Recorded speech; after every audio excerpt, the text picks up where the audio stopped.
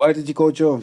So I went jail. They're trolling you for going jail. But I told my own story. Like I can't believe she's chatting madness and she's been jailed. They can't believe. But the point is though, Spray, right? I've seen the comments. Yeah, they of can't course. believe you've been jailed. But they go on like they brought out the information. I told them I went jail. No, but I told them I smoked crack. Go on. Oh my gosh! That was the loudest laugh of the day. You lot are snakes, anyway. They still try to use it to beat you. I never hid that. Now, at the end of the day, I'm proud of why I went jail. I'm who I am now. How long did you go for? Right, so let me tell you the story very quickly, yeah? I belonged, as I said, to an underground army. Do you understand what I'm saying? And we were doing stuff. Now, I went over to Sierra Leone to bring back diamonds. See my oldest Britney Dessa? She can bear me witness when they want to talk their rubbish. You understand me? Not diamonds, isn't it? Wait. All right, cool. Wait. Okay. So I go to Sierra Leone and we're doing our thing, right? I've got partners from all over the world there doing what we're supposed to be doing. While we're there, the Sierra Leonean ones, they want to bring us to some Abia man, to what they call cover the work. Do you understand? I'm going, hold on a minute. Abia man, I don't bloody think so. I don't really like the way you lot are moving. Then on top of that as well, we're being told that we need to go off into the diamond district to pick up the diamonds. Now, in my head, I thought we'd be in a hotel room like the James Bond movie with the little velvet bag and the sparkler. Nothing like that. You're going to risk your life somewhere. So I abandoned the mission. I abandoned it. I didn't want nothing to do with it. Thankfully for me, I'm not an idiot. I kept my passport. Not an idiot. And I was staying with a mutual family friend, right? On the way, now remember it's a war zone, you know, it's not a normal country at that time. So you've got UN peacekeeping forces moving around the place, and the airport is an airstrip that flies once a week on a Tuesday. The plane comes from England at 5 a.m, refuels and leaves again in the afternoon. Do you understand? Once a week, that's it. And it's an airstrip. It's not no pretty airport with passport control and this and that and the devil knows what. I'm staying in a little village. What year was this? 2008. Oh, you're talking like this was mad old school, but go on. Right, it's not that long ago. Yeah, I know, but I was thinking... And so therefore, I'm in this village called Lunge, and I'm staying with this brother's family. We got Lungi. Yeah, big up Lunge. My bridge in So I'm staying in the... You know, like when you're in yard, yeah? And I don't know, cream. someone might have a big house, but they live in foreign, and it's their nephew, them, is running the place, and they're the kind of the focal point, right? We got troops. They're kind of the focal point in the place. That's how it was in Sierra Leone. So the big house and the 2 vehicles, and these people are running the village, basically.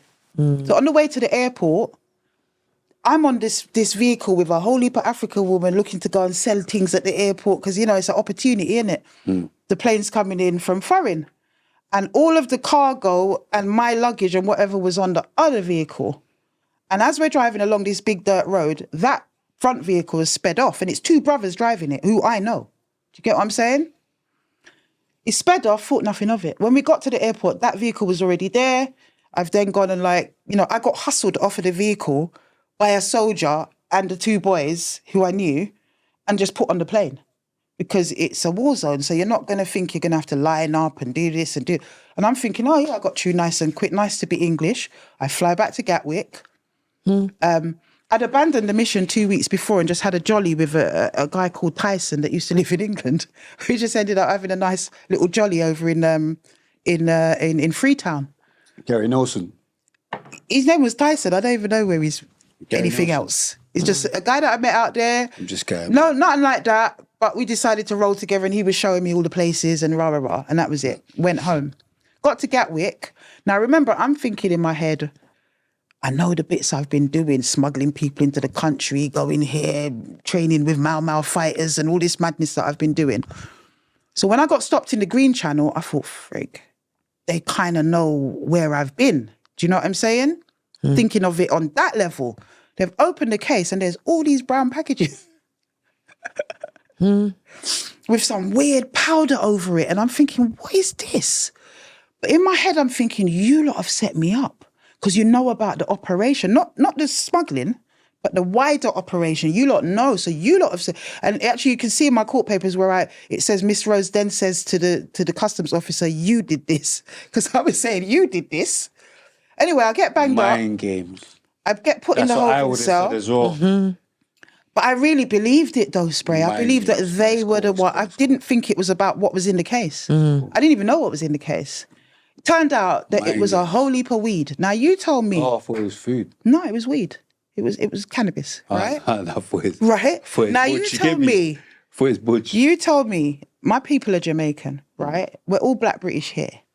If you had the opportunity, and not only that, my people are from Westmoreland, you know, they farm ganja. Do you understand what I'm saying to you? Agree. You told me Grade or mash. what is going to have a bigger street value on the streets of London, dry up African weed I know. or I grade? Who goes to Sierra Leone to bring back weed? Like, who really does that? No one does that. No one does that. So why did you? I didn't. I went there to bring. I didn't. I went to bring back It was in your diamonds. suitcase. I went to bring back diamonds. Now you sound like the people that were Croydon Crown Court. No, but you know the ones that's what they say to me. No, you didn't. No, but So how long did you get for that? So I got 3.5 years. that's not bad for that. You know why? On the day, I'll never forget it, and who I call what list my baby days. father now. For weed? That's another story with him, the weed? Brixtonian. For weed, how much was it? I remember the day, 37.5 kilos. So it was a big suitcase, right? Okay. But I remember the day when it was time for me to plea, and I'm there with the barrister. I'm there with my by then he was my baby father, I think, wasn't he? No, it was after that. What am I talking about? So anyway, my boyfriend, and they're going plead guilty. It's not that deep. Get your If third you off. plead guilty, Was it still you'll a third bust off? case. Remember, I had no criminal record before that. Okay. So they're telling me to plead guilty, and I'm thinking, it makes sense for me to do it, but I can't tell lie on myself. Do you understand what I'm saying? I know I never done it. So the smart thing to do would be go there and plead guilty, right? Of course it would. In those situations, I get up Not there. unless you're up for an R. Well, look, If you're up for an R, it's not going to be sensible to it's go. not going to be. But if you're, but if it's on, and you're not guilty But for if it's an on R. importation, first No, but offence, you know what I'm saying, and it's 'cause- only Class C listen, at the time. We've had a guest here Yeah. that went guilty on an R, and he's failed. trying to say he's not guilty on an R. Oh, yeah, that's a And with different me, argument. I was like, nah. That's a different So- argument. I don't know how is that possible. But on that an you can go guilty on importation- an R. So when It they makes sense they they asked go you if you packed You know what your I'm own saying? bag and that because your bag was But on a different. I had packed my own bag. So this me, yeah. I was on the phone. It's me, yeah. Didn't know what was going on. When they bring back the case, I said, yo, what is this? And I was scared that it was whites because I was thinking, oh my God, if that's cocaine, Yeah, you're in. I ain't seeing road again. That's what I was thinking to myself. In a nice tent. Right, if they really wanted to screw me over, they could have done that. Because obviously what's happened is the front Jeep has sped off, did what they need to do, and then reach airport, and then we've come behind. That's exactly what's happened. But to show you how naive I was, I didn't really catch up with the whole plan until I'd actually been sentenced. I remember going in on the wing, and I must have been telling one girl what had gone on, and she went, "Ha, you got decoyed." This me, who? So you mean they really got their diamonds through? I didn't even think that it must have been that, and it was that. They decoyed me. They're upset with me because I remember them saying, you can't just abandon. People have spent money to make this happen. And I'm saying, I don't care what people have spent. You don't want to bring in Abia people. I ain't into that. Do you understand what I'm saying? I ain't doing this no more. And I don't like the vibe. So allow it. I'm just going to have a holiday. Okay, so you went mad. I went mad on them out there. You went mad. Yeah. Should've just came And out as a with result of that, they've decoyed up my thing and pushed through their diamonds you should've anyway. That's what's should've happened. That's just how I came ended up going to jail. So I did 3.5. Well, I didn't do 3.5. I done 16 months. And in that time, I was an activist in jail. Holloway was open them times. Yeah, but I never went Holloway. I went Brunsfield. It was quite new at the You time. never went Holloway at all? I was praying because I'd worked in Holloway on the A5 unit. And I was thinking, that's the last thing I need I is to thought go that's in like the there. first place you get reminded to. It was before Brunsfield was built. Okay. But when I went, in fact, when they said to me, I went, where am I going? They went Brunsfield. I went, where's that? Never heard of it. Where was it? Ashford. Ashford. Not Kent, the other Ashford. What was it like? Do you know what? It was weird because having worked in prisons, at the time when I got licked, I was delivering the Black Self-Development Programme in Brixton Prison. Do you know what I'm saying? Like, I'd worked in jails. It was a mad story, that is. Even getting bail from a charge like that was dread because nobody So you really worked did. in jail but ended up in jail. Right, on the other side of the wall. Imagine that. So that journey of like, I think a lot of when you're being sentenced, if you've never been before, is about what to expect, like the fear of it. That's what a lot of it is about.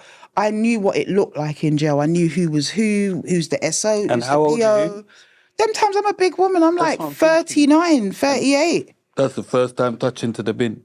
First time in my life, you know? So I've got in there, but nothing's familiar because it's Brunsfield and it ain't HMP. It's a private prison. So I didn't recognise the place and I'm thinking, what the hell is this facility? You had Rosemary West in there and all this crazy stuff. My first night in, I had a serious adjustment problem.